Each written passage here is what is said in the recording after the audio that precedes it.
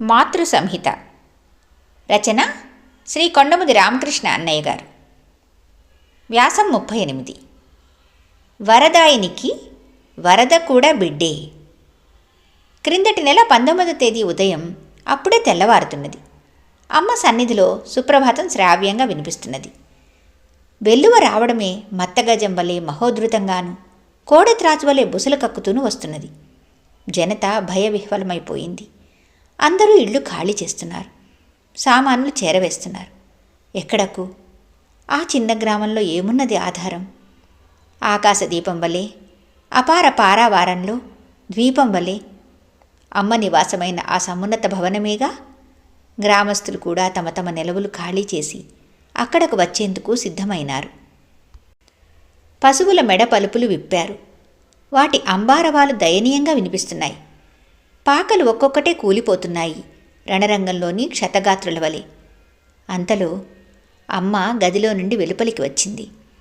అర్ధరాత్రి భానోదయమైనంత ఆనందం వేసింది. మేడ మీద నుండే 4 దిక్కులా అమ్మ ఒక్కసారి కలయ చూచింది. ఎంతో ఆశతో మేము అమ్మ వంక చూచాం. అమ్మ పెదవులపైన కనుగొలకుల్లోనూ దరహాస దీప్తులు భాసించాయి. మాకేమీ అర్థం కాలేదు. తనయులిలా గుండెలవిసి తల్లటిల్లుతుంటే, తప్పిస్తుంటే తల్లి అయిన తనకింత ఉపేక్ష ఏమిటి?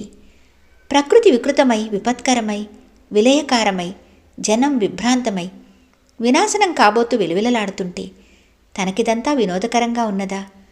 రోగిని చావు బ్రతుకుల మధ్య ఆపరేషన్ బల్లపై పడుకోబెట్టి డాక్టర్ పకపకా నవ్వుతున్నట్లుగా ఉన్నది ఆ సన్నివేశం.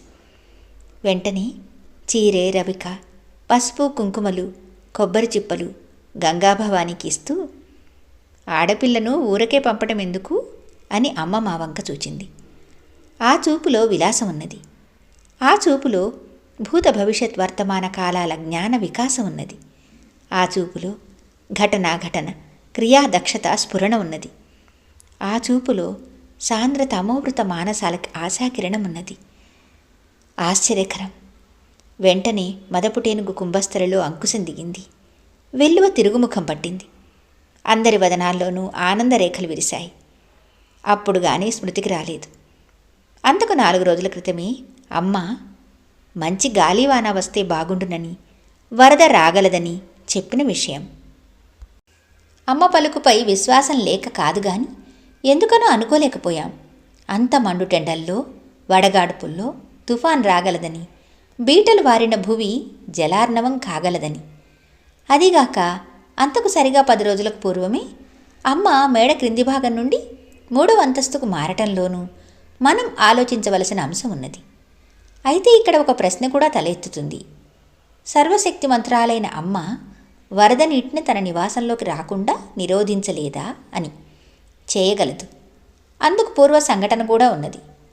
లోగడ ఒక వరదలో చుట్టూ నీరు పరవళ్ళు త్రొక్కినా అమ్మ నివాసంలోకి ప్రవహించలేదు, ప్రవేశించనే లేదు. మరి ఇప్పుడెందుకు జరిగిందిలా?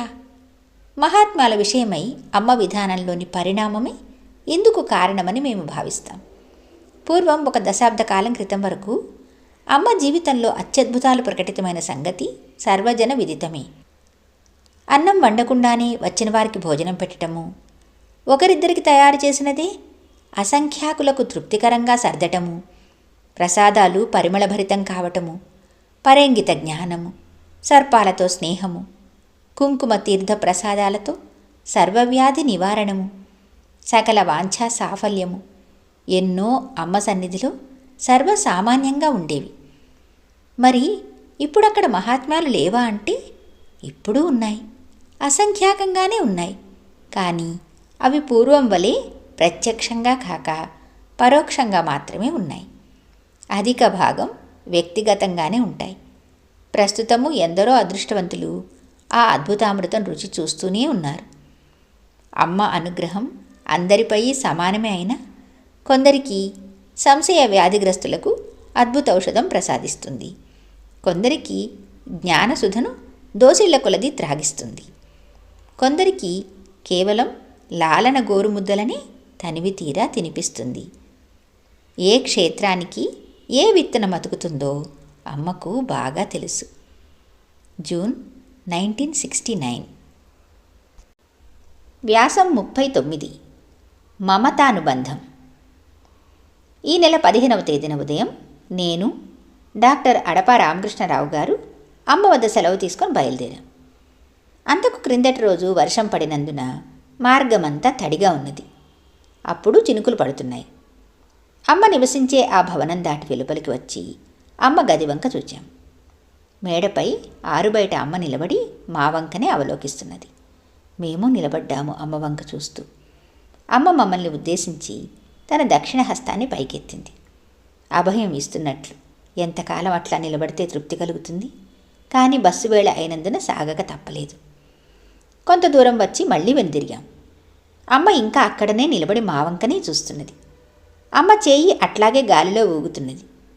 అది ఆహ్వానమో అభయముద్రో రెండూ కావచ్చును.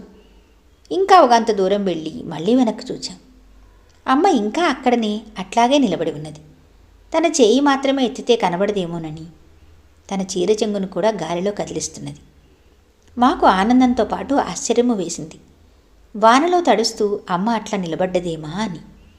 అమ్మను వదిలి వెళ్ళలేక వెనుదిరిగి చూస్తూ వెళ్ళే మాతో పాటు అమ్మ కూడా జారుడు బాటలో ప్రయాణం చేసే మాకు రక్షవలి వానలో తడుస్తూ నిలబడ్డది. అహర్నిశం తన బిడ్డల శ్రేయస్సు కోసం ఆ ఆర్ద్ర హృదయం పడే తపన తహతహ తలుచుకునేటప్పటికీ మా కన్నులు ఆశ్రుపూరితాలైనాయి. తన దగ్గరకు ఎవరు వచ్చి వెళుతున్నా అమ్మ అట్లాగే బాధపడుతుంది. వచ్చిన ప్రతివాడు భోజనం చేశాడో లేదో అని ఎట్లా విచారణ చేస్తుందో, వెళ్ళిన ప్రతివారికి ప్రయాణం సౌకర్యంగా ఉంటుందో లేదో అని, ప్రయాణంలో భోజనం ఎక్కడ చేస్తారోనని ఆందోళన పడుతూనే ఉంటుంది. అంగవికలులో, వయోవృద్ధులో, మరే విధమైన అశక్తులో ప్రయాణమైతే అక్కడికి వచ్చిన ఏ మోటార్ కారు వారికో తనే స్వయంగా చెప్పి వారికి నడక శ్రమను తొలగిస్తుంది. మనం ఏమీ తీసుకువెళ్ళకపోయినా మనం ప్రయాణమైనప్పుడు మనకు ఏ కాయో పండో కుంకుమో ప్రసాదించకుండా అమ్మ మనలను పంపదు. అమ్మ తన బిడ్డల యోగక్షేమాల కోసము, వారి సుఖశాంతుల కోసము పడే ఆందోళన, చేసే నిరంతర ఆలోచన గమనిస్తే అమ్మ దివ్యత్వం మన కనులకు తెరమరుగై అమ్మకు మనపై గల అవ్యాజము అపారము అయిన అనురాగపు వెల్లువలో మనం కరిగిపోతాం. ఒక్కసారి పర్యాలోకిస్తే అమ్మపై మనకు గల భక్తి కంటే మనపై అమ్మకు గల కోటి రెట్ల వాత్సల్యం అవగతమవుతుంది. అమ్మ అనురాగము నిర్వ్యాజము, నిస్వార్థము, నిరుపమానము అయితే మన రాగము అవసరంతోనూ అహంకారంతోనూ స్వార్థంతోనూ మలినభూయిష్టమైనది. అమ్మ ప్రేమ అమృత సింధువైతే మనం ఉప్పునీటి బిందువులం మాత్రమే. అయినా ఆ తల్లికి మనం బిడ్డలం. జూలై 1969. వ్యాసం 40. రుద్రరూప. ఈ నెల 3వ తేదీ సాయంకాలము సోదరులు సుందరరామిరెడ్డి గారు తీసుకువచ్చిన కొత్త గోడ గడియారం అప్పుడే గంభీరంగా 4 గంటలు కొట్టింది.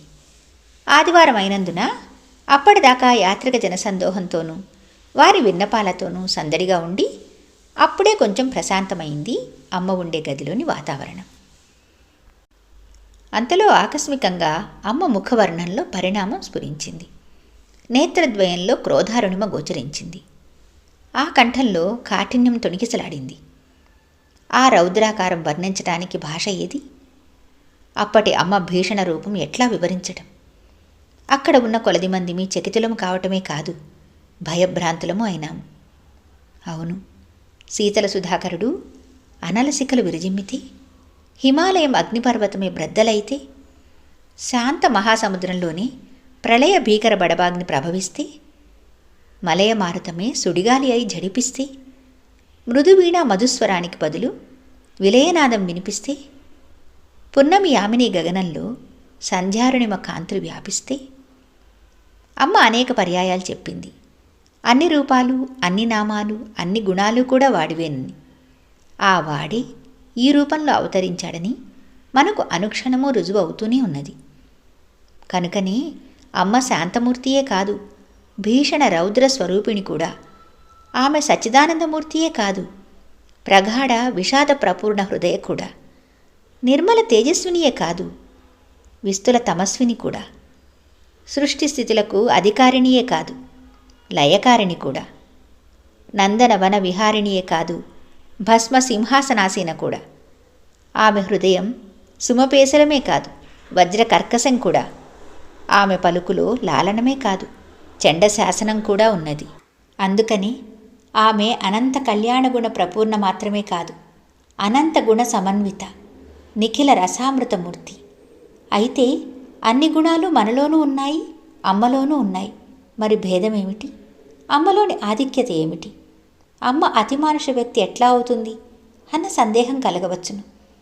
మనలో ఏ గుణం కొద్దిగా ప్రకోపించినా మన మనసులపై దాని ప్రభావం తీవ్రమై అన్యగుణాలు మసక వేస్తాయి.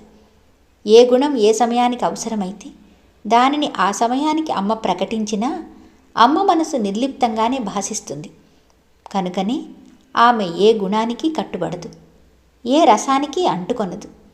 అందువల్లనే ఆమె నిఖిల గుణాలకు ఆకరమై నిర్గుణ అయింది. ఆగస్ట్ 1969. జయ హో మాతా.